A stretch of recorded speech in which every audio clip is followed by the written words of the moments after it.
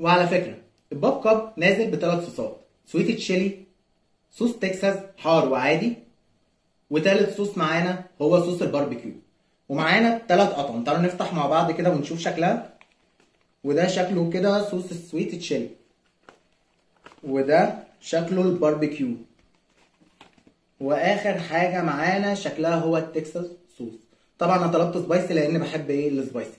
تعالوا نجرب مع بعض كده ونشوف ايه النظام والكلام بيقول ايه. ونبتدي بالتشيلي صوص. هو طبعا الصوص اكتشفت ان هو محطوط على الفراخ، يعني بصوا باينين ان هو محطوط على الفراخ. طبعا الكميه مش كبيره قوي في السويت تشيلي، مش عارف ليه. ندوق مع بعض.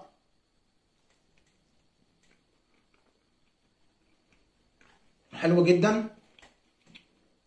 وميكس جديد، بيفكرني بالطعم اللي هو الاسيوي شويه، اللي هو سويت اند ساور، يعني حاجه جديده ومختلفه. وفعلا حلو جدا السويت تشيلي، فعلا حلو جدا. نجرب بقى الباربيكيو. بصوا صوص الباربيكيو اهو.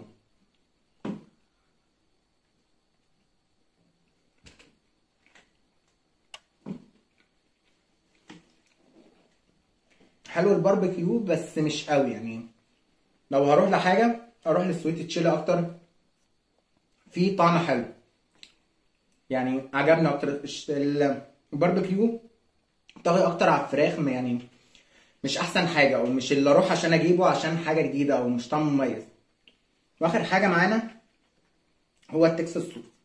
تعالوا نشوف ايه الكلام. طبعا انا مش حاسس بالصوص خالص، يعني شبه خفيف قوي يعني فيه.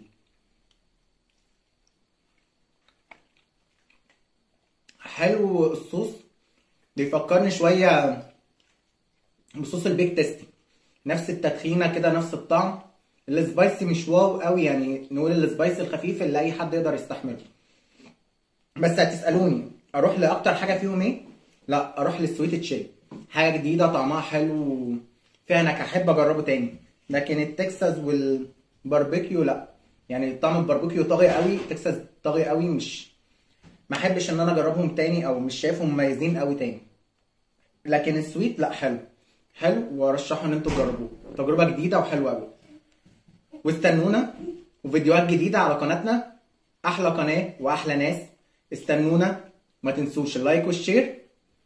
باي باي، سلام.